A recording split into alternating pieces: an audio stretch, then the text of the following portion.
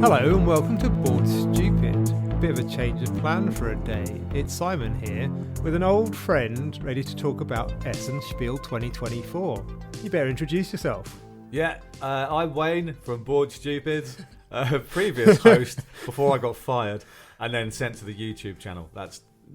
Some of that may not be true. Yeah, quite the opposite for all of those things. But yeah, and we had a wonderful time at Spiel, didn't we? we did have a fantastic time. I'm going to swing myself around because I'm kind of got my back of my head to Wayne for some reason. There we go. A little peek behind the mirror. If this was video, you would know what we were talking about. But it is not. It is audio only. So I'm going back to the roots, Simon. Back to me and you, the roots. Yeah. The OGs the of Bored old Stupid. days. How exciting. Yeah. Yeah, we're just here for a quick little roundup. I'm going to do a full coverage with Tom when he is around. He's a bit busy today. Mm-hmm. Wayne's come sort out some audio issues before we get into some gaming this afternoon. We just thought we'd give a high-level run-through of our experiences at Essen this year and see what we enjoyed. Yeah, and first some numbers, Simon. So 69,000 square metres of space. Mad. 200,000 people over the course of the weekend. Yeah, they had to cap sales at 50,000 a day as a safety limit. Which you can imagine, 50,000 people, that's a big football stadium. It Yeah. was that amount of people every day, like a giant football stadium's worth of people. Yeah, but all moving incessantly. All moving That's the thing. incessantly. Like you can pick between products. I've been to a gig and gone, okay, there's 70,000 people here, but they're in place. Yeah. You get 50,000 people moving constantly and picking stuff up and like With giant bags and trolleys. and buggies full of children and or games. It becomes a whole new hazard. But yeah, so that amount of space, that amount of people, around 1,500 new products from 80 different countries from different publishers. It's why we always feel like we're leaving without having seen everything. You can't. It's not possible. Literally up to the last day, Tom and I were like, we haven't been to this corner of Hall 3 yet. There's stuff we haven't played. And that was this hall we spent the most time in. Yeah. Well, at least I was. Literally an entire day. And then extra bits on every other day just to try and get through it all. I said to you after it, like literally afterwards, I could have done another 4 days and still not seen it all. Yeah. It's wild. Yeah, we definitely needed a rest. Yeah. And then, like a day off and then another 3 full days, I think. And then that would have been absolutely fine where we weren't actually working. We could just go and play games. That's what I really wanted, just to sit down and play some games. But what a great experience. Some great highlights for us, I think. So we got to go to a few parties and evening events, which was amazing. Yeah, I made sure this year that we stayed in the city of Essen itself rather than being in some... That was a great plan, far-flung... space and time and availability were the prevailing factors previously. We simply couldn't get a hotel in the city. This year, for next year, I've already been looking and stuff like, we've got no space available for your dates. I'm like, I don't know if that's just because it's too far ahead of time. Early. Yeah, we'll check in a couple of weeks and we'll see. Yeah, we were arguably within walking distance. We got the U-Bahn every morning, which was lovely. We were 2 stops further up than the centre, which meant that we got seats before it got absolutely spammed full of people. Perfect, because as we got on, it was pretty easy. Yeah. And then literally 2 stops later, it was like the Victoria line at 8 a.m. If you weren't comfortable with armpits in your ear, then you weren't going to be ready for the show, really. Yeah, you had to be prepared to get close to people. So the place where we stayed was great. We got to hang out with some lovely people. So it afforded us the ability to stay after hours and not have to worry about a 45-minute journey home. We could just effectively wander back to the hotel if we needed to. It was absolutely bang on. And so we went to the Mighty Boards party on that was the Friday evening. Yeah, that was great fun. They got the stereo out, had some nice cool kind of reggae dance tunes going on. Some reggae really stuff chilled. going on. It was awesome. The music selection was brilliant. They had some great beers there as well. Randomly met some cool designers I'd never met before, and he went, "Oh, have you seen my new game?" I'm like, "No." And then I went to look at it, and I'm really tempted to back it. Yeah, we met Mitch Wallace, who designed Art Society. Yeah. What a lovely man, and his partner. Yeah. Which was great. We met some fans of the show, which was lovely. Yeah, Tom and I were kind of separate to you and Matt for a good amount of the time, and then we'd randomly see you chatting to some people, and they were like, "Oh yeah, they're just fans of the show." And it was so amazing, so unexpected, but very lovely. And on the Wednesday night, Simon, we were hanging out with Hachette Games, and we're introduced to the game of Seaside while at the Hachette Games party. Yeah, Joel from Randolph. So those of you who don't know, Hachette's kind of like a broader umbrella thing. So they localise Randolph games in BlackRock and Scorpion Mask, to name but a few. And yeah, Joel is Randolph's marketing manager, I believe. I think so. Someone pretty high up, and he went, "Have you played our game yet?" And we were like, "No, but go on." It's a cool little canvas bag. It's waterproof and not quite indestructible. Designed almost to be taken to the beach. Pretty robust. Because everything else was then just wooden tiles. Really cool little, almost set collection game, I suppose I'd call it, with some interesting little scoring methods. Yeah. Very tempted to pick it up, I think. It was really awesome, yeah. That's a super pub-friendly game as well. It's like, because it's totally waterproof for all intents and purposes. For when Matt arrives. And inevitably spills a beer. Flings a beer everywhere. Yeah. I'm not going to let him live that down. No, and you shouldn't. But that was great fun. So it was, thanks to both those sets of folks for inviting us along. Yeah, super great time. And then the Saturday night, it felt like we were there forever and no time at all. Yeah. So time's a bit wobbly. But I think it was a Saturday night we went out in the city with our good friends from Dark Omen. Yeah, with Errol and Lucas and their crew. And the rest of the crew, yep. And also met the guys from Story of Many. Yes, Haunted Mill Games. Yeah. And those everyone was called Thanos. And it was really... Yeah, I've never met so many people with Thanos in one weekend, or indeed ever before. It's almost imperfectly balanced. There were too many. Yeah, I think there were 3 Thanoses there, and also Teetotum. Teetotum Games. Also had a Thanos. So, yeah, lots and lots of all lovely guys. We had a beautiful meal. Oh yeah, like classically German, like very nourishing and not pretty but delicious. Yeah. Meat, potatoes, and cabbage. And it was great.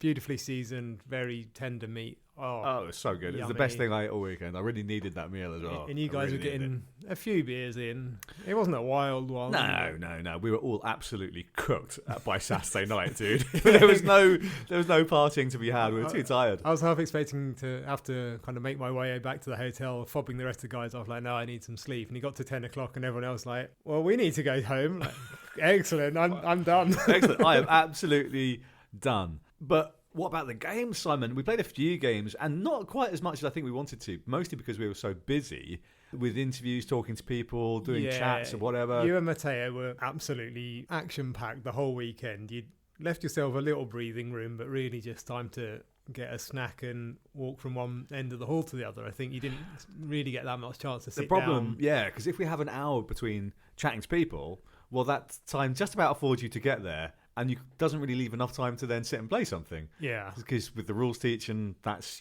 40 minutes probably for the most part.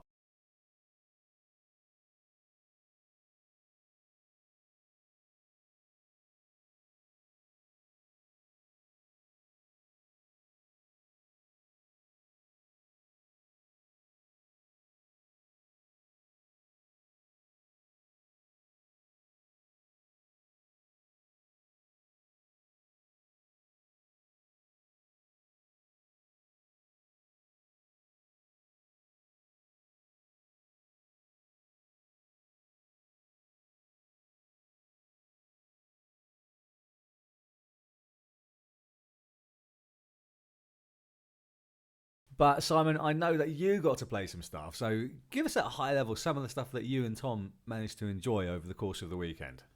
Well, I don't want to spoil too many of Tom's top picks. I'm going to mention Intarsia. Yeah, Michael Kiesling and Wolfgang Kramer. So it was a big hot pick, wasn't it? I think it's one of the ones I went looking to potentially buy. I didn't end up picking it up, but it's going to be big. It might rival the success of Azul, I think. It's got that degree of kind of accessibility with a depth of puzzling that you can really get your teeth into. Nice playability. Yeah, because some of the components are limited. So for those who haven't seen it at all, you're basically building a patterned parquet wooden floor. You start with the outer coloured rings and work your way in, but those coloured rings are limited. And there's more spaces available, at least in a 4-player game, than there are pieces. So you might run into competition for, I want the green ring. Well, you can't. There's none left. There's also then tiles that you pick up. So if you're the first to complete of a certain style or 2 of a certain thing, you can pick up a bonus tile. So those are limited. So there's this kind of double layer competition. really satisfying. We played with a couple of friendly people, Paul and Michaela. Paul was going into the Eurogamers Day on the Saturday. It's the actual global competition to play competitively. I think he was going to play White Castle. I think Azul was one of the other titles that were being played competitively. I haven't got the capacity for that. Can you imagine like competitive board gaming as a thing that you do? I mean, we've seen it. That's mad. It's not for me. I'm not that good. No. I played too many games to be good at any of them. Yeah, right? I'm bad at all of them, but I enjoy them. I'll quickly throw one at you. We really enjoyed playing Draconis 8, which I can't remember if it was actually on display or not, but it's the new collectible card game, trading card game by Wise Wizard Games. Yeah, I think that was a kind of a behind-the-scenes look you maybe got on that one. Yeah, it's awesome. It's like if you're of a certain vintage, it's like Triple Triad, and it's amazing. Really, really cool game. Great. And that project is live on Kickstarter now. We did an interview with those and with the folks at Wise Wizard and a playthrough as well, and that was really fun. But that was a sneaky little hit for us. We were really surprised by it. Yeah, it's not one I really knew anything about. And then I watched the YouTube video when it came out. That actually looks... Because I'm not much of a card game player, if I'm honest. Nor am I, but it feels like a board game. So I think almost like just a tile placing game, and I like that feeling about it. Yeah, it's like tile placement. It's just that you're using individual cards that are unique to each other, so you've got that kind of crossover element in there. And I love that your deck, if you're going to be playing decks against people, is just 8 cards. It's super easy, and you're going to see them all. That's it. Yeah, it very much sounds like it's going to be a balanced game, which is the thing I was saying in our lead up, is that those kind of games should be pocket money games. It should be hobbyable without buying... Not a £500 gold rarity card that you need for your... a £60 booster set, and you've got 20 packs to play the game. Like, well, you should be able to play with what you bring, and that shouldn't be bank breaking. You shouldn't be spending more on that than you do on a super deluxe proper board game, in my eyes. Yeah, it's wild. I mean, if it's your thing, it's your thing. It's your thing. So what else comes to mind? Craftwagon from Arcane Wonders. You mentioned this a few times, and it does sound really good because I'd never heard of it either. I'd heard of it only briefly beforehand. Benita, one of the people we know from last year, she mentioned it on her Instagram. I thought, that looks interesting, and I'm going to Arcane Wonders anyway. They've got Video Game Champion there, and I wanted to play that. Didn't get to play that because it was always damn busy, but that's fine. Sat down with Craftwagon. A bit of a dry theme, making an early 1920s car manufacturer looking to develop engines and car bodies. I like that. That sounds good to me. Fine. That sounds interesting. It's not a turn off, but it wasn't like a super draw. It wasn't trading in the Mediterranean, so I'm fine. It wasn't. But the action selection was really unique. You've got a central board with the actions on it, and the tokens move as you pick them up, and they go to basically the back of the queue. But the person who's at the back of the action queue will go next, and they leapfrog everyone and then go to whatever thing they want. But they can go as far around the track as they like. So if they leave a big gap behind them, then the people behind them can just take multiple turns before it gets round to that person who's really far ahead. So like a rondelle kind of thing. Yeah. So you got this. You can take the next thing which is available. Or you can take something 4 or 5 steps ahead, which is more powerful. But then you give potentially people behind you 2 turns at once. Nice. Very interesting. And then there's this whole. It's not quite bidding, but you nominate buyers for the cars you're developing who want specific traits. So you can kind of. One of your turns might be setting up a sale for yourself and a future turn, and then you build the car that person wants. Or you might build the car first and then go, I've got this really cool car that this person wants to buy. So now I'm going to take a turn putting that buyer in place. So, yeah, awesome. It has, another kind of multi-level... Nice flow, yeah. That sounds cool, man. Yeah, I'm gutted I didn't get to play it. And what I did get to play, but not actually at the show, post-show, was SETI, which was one of the hotnesses. You got the game of the show, pretty much. Yeah, that thing sold out completely in all languages. I'm not surprised, man. Yeah, it's the big game. So Search for Extraterrestrial Intelligence by Czech Games Edition. Yeah, I can't even say it. It's a science-based Eurogame based on real things that we are doing to find extraterrestrial life or evidence therein. And it is that. It is essentially just a nice themed Euro with lots of resource gathering, tracks that you're going to go up, spending resources to get stuff, sending probes out into space. It's fabulous. Really, really cool. Yeah, I've yet to play this one. It looks phenomenal. And I think the fact that it tracks alongside real world stuff rather than being fully sci-fi, although I believe you can actually find aliens. Yes, there is a little bit of the fi at the end. About 2/3 of the way through each game, you discover alien life. And then what that does is just adds a couple of extra mechanisms to the game, which me and Matt thought would be really overwhelming because it's a relatively heavy game anyway. And we thought, gosh, more rules. But actually, it's quite a light lift. It's not adding a ton more stuff at you. There's like a couple of extra things. Maybe there's some cards that you'll draw from here instead. There's maybe a couple more spaces to put your probes. And that's basically it. And I feel like it's almost necessary because you can't just have a game about the looking without the finding. Right? It'd be a bit weird if you only ever did the search and you never and where's yes, the payoff? I need to find something. I want a result, even if you've made it up. Yeah, exactly. We get to experience that now as the scientists that actually discover something. And it's really, really cool. It has a wonderful rotating centerpiece, which is the representative of the solar system. So all the planets moving around, and which is great because your probes will move with them, following the gravitational pulls of the planets. And stuff. You can kind of set yourself up to then rotate into the right position, can't you? Because you have to spend energy to move your probes into different planets, into different orbits. So if the natural rotation helps you get there, brilliant. It's such a fantastic theme, mechanical integration. Yeah, I'm looking forward to that one when we get another day together. Yeah, maybe at the end of this month, I think. Yes, absolutely. Tom and I played another really cool game with a rotating board, which was Age of Rome, which is one that Matt also has, I believe. Such a smexy game as well. Him being a Roman as he is. He is a Roman. Again, the main conceit of this is that the central board rotates. So you, in a kind of fairly standard worker placement way, you put your worker in a place and they can develop the space that they're in. So maybe build a new temple or a better farm. You get better rewards from them. But then after each turn, the whole board can rotate towards your opponents, giving them potentially the benefits of what you've developed, and you gain whatever they've developed, with a sneaky little twist that you can leave a backstab token on it, a special scheme in place that you can choose to trigger as it enters their space and go, ha-ha. Now my senator or my whoever is going to enaction their specific thing, which then says, right, you now need to do this, or you can't do this on your turn. Et tu, Brute? Yeah, exactly. Yeah, it's after the fall of Julius Caesar, and everyone's competing for the role of the new Senate Caesar, or whatever the terminology is. I'm not a Roman historian buff, unfortunately, but yeah, not necessarily my favoured theme again, but the mechanics of it were very, very cool. And Tom grabbed that, so we'll get to play that. And as I say, Matt already has a copy, I believe. So yes, although I haven't managed to table it with him yet because our list of things to play is obscene. You guys arrived after one morning with tote bags full of stuff. Like, dude, so many games. And then you've got an empty suitcase, but this is already pushing it. Yeah, we brought empty suitcases and they came back entirely full. I think for the first time, we were all on the edge of the limit. Yeah, we were wandering around on the Sunday morning going, I literally can't buy anything. It was so funny. It will not fit.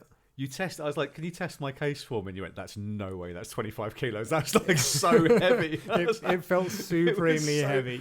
Yeah, you had La Familia in there and SETI in there. Big chunky games in there, yeah. Probably 8 or 9 kilos between those two. Yeah, so strategically took those out and put them in the tote bag, and it was fine. We got a little play of Neon Hope, which is a adventure card game in the spirit of something like Arkham Horror LCG. Really nice, but we found it very much more accessible than that by a new company called Hopeful Games, by Tobin, who did Beacon Patrol. Yeah, Tobin, who did Beacon Patrol, and Dominic, who, I think we all met at various points throughout the weekend. Yes. Lovely chaps, lovely design, looking forward to it. We've got a kind of prototype view, didn't we? Yes, that we're going to try and play together ASAP and get some content on that, because it was really, really wonderful. It's a mixture of solar punk and cyberpunk. So we're a gritty cyberpunk world, but there is still some hope in the future if you can make the right decisions through this game. And it had a really nice, not really deck building, more of like a hand management type vibe, where you're not doing any deck construction, you just have your cards, which you can spend to make certain actions better, but the order in which you play them might be important. Right. Some will give you bonuses to your resources, some will give you bonuses to the different tests that you're going to be taking, but as you run out of cards, you are then losing stamina and you'll be drawing less cards next time, so you need to choose which cards you leave in your discard pile. Okay. So you're like, I really wanted, this card was really useful last time, but I also need this one. So it gives you a decision to make about which cards you don't use when you then redraw. Okay, interesting. Yeah, really, really cool. I quite liked it. Yeah, looking forward to exploring that more. Anything else then, Simon, that you want to mention? So this is kind of a shorter recap with you. We met and spoke to a whole bunch of people. Tom and I caught up with Raina from Pandasaurus, which was lovely. She showed us some of their upcoming stuff. We saw Finca that they've kind of reimagined, smartened up and made nice and shiny. Didn't get around to playing it. Tom and I were literally on our way out of the door to come and find you and Matt. And this guy's like, I need 2 players. And we're like, oh, this is the opportunity, but we've got a plane to catch. So hopefully we'll get around to grabbing that soon. They're doing a similar thing with Hacienda, which isn't a game I particularly know, but they're unbrownifying it. Let's coin that as a new Making term. it less brown, to unbrownify it. I'm here for that. Making it much more appealing to come and play. And as shallow as that may sound, I think there is something to be said for a game looking nice. You don't want to spend 3 hours looking at a game that looks like a textbook, right? Look, games are more expensive these days, so let's make sure that the production comes with it. Yeah. Right, so there's at least that. Me and Matt did get to play Tikal Legend, and that was one of our ones that we were desperate to play and sit. We really wanted to do that. It was the number one objective, was to play that through the weekend. And we got to play it, and it's freaking great. And I can't wait for that game. And maybe it comes out next year. And if it does, I'll be first in line to grab a copy of that. It was so good. A real great sense of adventure. There's some awesome stuff that it does. It was just a fabulous thing. Just a real brief overview there, Simon. Again, let's leave something for Tom as well and everyone else. But I do want to ask you a question. Alrighty. Is there anything that you kind of sad that you didn't get the chance to play? Because there's 1,000 games there. Yes, there's 2 that spring to mind. Yeah, go ahead. Tea Garden. Yeah, it looked awesome, phenomenal. right? And if I'm correct, that's designed by Tomasz, who did SETI, yes. And also did Galileo Galilei. There we go. The guy had 3 smash hit games at one show. It's just kind of what a start. Cheeky, really. Yeah. How dare you? So yeah, Tea Garden looked really cool. The other one that Tom and I both really wanted to play was Daitoshi.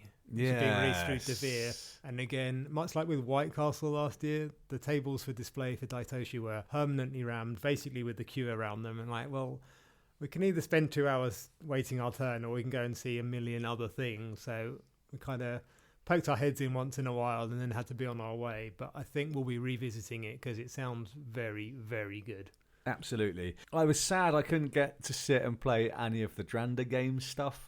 I'm hoping we will get to do that anyway. The Explorers of Naviria and Galactic Cruise and Mutagen, great, which all of them looked and sounded phenomenal. We've got an interview with Will from Dranda Games coming up, who is the most enthusiastic man. Loved him. They were all great. The Explorers of Naviria was the very first thing we saw because they were staying at our hotel and were playing it as we arrived. So okay, this is a good sign. Tom and I played Naviria there and have played it since. Fabulous game. I think you're going to love it, Wayne. Yeah, I think I will. Definitely. It sounds amazing. I'm also very sad I didn't get to play Eterna. There was one table set up at Ari's Game Stand, and Eterna is the new big game from Martin Wallace, the designer of Brass Birmingham, which is becoming one of my favourite games ever.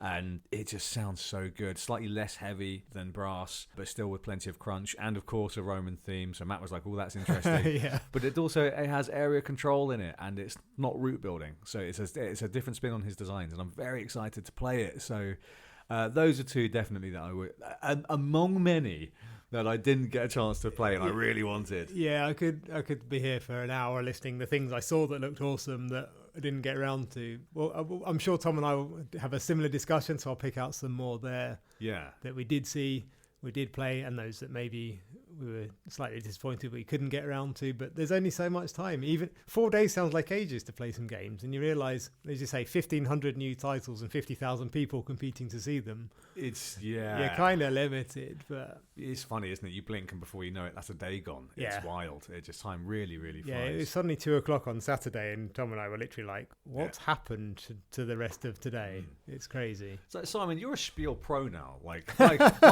me. We've done 3 on the bounce. Yes. Right, and that's been a really wonderful thing. Is there anything that you've noticed that's changed about the show in those 3 years?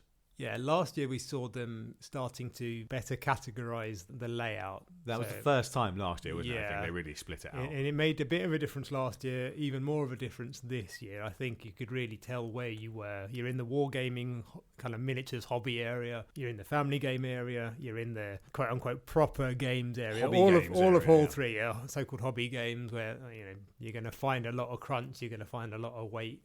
Yeah. as well as, some more light-hearted stuff, but, the real designer games almost. Hall 4, 5 and 6 are a bit more indie, and then a bit more kind of bespoke, and then maybe the bit more broader approach, I suppose. You've got your Hasbros and your Mattels doing their very mass market kind of stuff. Not to take anything away from them. I bought a Hasbro game. A very good one as well. Sat here looking at Life in Reterra, which I'm pumped to play again, having demoed it at UKGE. I didn't see Mr. Lang. He was around. Apparently he was around. He was doing signings on one day, but also equally he didn't see Mr. Knizia. Dr. Knizia. Dr. Knizia. No, I wasn't going anywhere near that stand while he was in residence, because it would be an absolute nightmare. Me and Matt walked past Mighty Board's stand while he was doing the signing. It was like, I don't even know, like the Backstreet Boys in their prime, right? The crowds were going mad, like a queue lining up down the halfway down Hall 3. People like rammed in trying to take pictures of the man. I was like, he's a superstar. Yeah, I can imagine. It was wild. I wasn't going to bring back my limited edition copy in my bag that was already competing for space to then go, can you sign this? Can you please sign this, please, Dr. Knizia? It'd be lovely to meet the guy, but I didn't feel the need to get that one signed at that point. No, absolutely. I did feel like it was busier than ever, and it was partly because this was on a German public holiday. Yeah, so, the Thursday was like Saturday. We basically had 2 Saturdays. We had 2 Saturdays, and I think a lot of the folks in Germany took the Friday off as a holiday day to get the long weekend, as I would. I absolutely would, yeah. And then what the upshot of that is, the entire show sold out.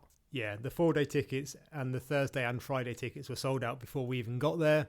Saturday probably sold out. Sunday then followed. You couldn't get in. There were first time I saw people outside saying, looking for tickets, please. Yeah, that was absolute madness. Yeah. I mean, I don't know if we'll anticipate that happening again. Was it just coincidence because of the nature of where it landed? Maybe. And that might be why they moved it, because they've moved Spiel now to the end of October for next year. Yeah, pushed back to the 23rd to 26th next year. So that might make the difference. I think it'll still be super busy. It's not getting smaller, right? No, it's certainly not getting smaller. Not sure how much bigger it can get either, though. There's a whole extra hall they could use. Yeah, but that's the holding pen, and that holding pen was packed. Yeah, that was. We were getting there at 9:10 in the morning for a 10 a.m. doors open. By the time it got to maybe 20 to 10, that entire Hall 7 was full of people. There was 4,000 or 5,000 people waiting where we were stood. Yeah. Never mind the other doors that you could come in through. So I don't think they could ever really give that over to. No, I think you're right. Space. No, you need the space there just to keep people. Yeah. Is there anything you think you've learned over these 3 years, Simon, of going to Spiel? Has it impacted you as a gamer? I suppose I've been exposed to stuff just through the nature of being able to see way more than I might. You can browse stuff online, but it's not the same in person's always different. And it's about meeting the people. Randomly chatting to designers at Mighty Board stand after hours, or catching up with someone that you know from Instagram that's from America, and you ask them what game they like, and they go, "Oh, I really like Power Vacuum." I'm like, "No way, we like Power Vacuum." Yeah. So, it's those little crossovers, those little hints. Speaking to all manner of people from all manner of countries. Thankfully, most of them speak English because we're a bit of a Luddite country and don't really have the language capability. Everyone speak our language because. But hanging out, waiting for the door to open, Tom and I was chatting to a guy from France who runs a heavy metal YouTube channel, and he's like, "Oh yeah, this is the game that I really like." Okay, well, go check that out. And you get those cool little experiences that everyone should leave themselves open to, and not just go, "I'm going here to buy this," and then leave. It's not what it's for me. It is about that all-round experience. Yeah, the wider experience. Yeah. I think that's a really wonderful thing to take away, because you're 100% right. If you go to Spiel, and I recommend everyone should go once, if you are knee-deep into, or neck-deep into the hobby, as we are, then it's certainly something you can do. As Simon says, to go and just get the full breadth and range of what's available to you, and to meet some incredible people. It's a wonderful, wonderful thing. Simon, is there anything else you want to do before we close this up and play some games? No, man, I need to crack open Joyride, which was waiting for me as I got home on the Sunday night. And our friend Ben is sitting on the sofa being like, "Can you please hurry up recording?" He's doing very well. Appreciate you, Ben. So yeah, let's get going on that. Thank you all for listening. I tell you where to find this podcast, but you're already listening to it, so I'm going to leave that bit out. If you want to, that's fair. I'm hosting for once. I get to do these rules. If you want to see the games that we are talking about, check out our Instagram profile at BallStupidUK. If you want to see the games in action, tune into the YouTube channel. See Wayne and Matt diving in, getting all those behind-the-scenes interviews and previews. And again, that's at BoredStupidUK. Remember the at the beginning there, because that threw me to start with. Yeah, YouTube for some reason doesn't like normal URLs. It throws an at the beginning. So at BoredStupidUK after the /. And we will look forward to seeing you all soon and playing some games. Yay, let's go play some Joyride. Woo!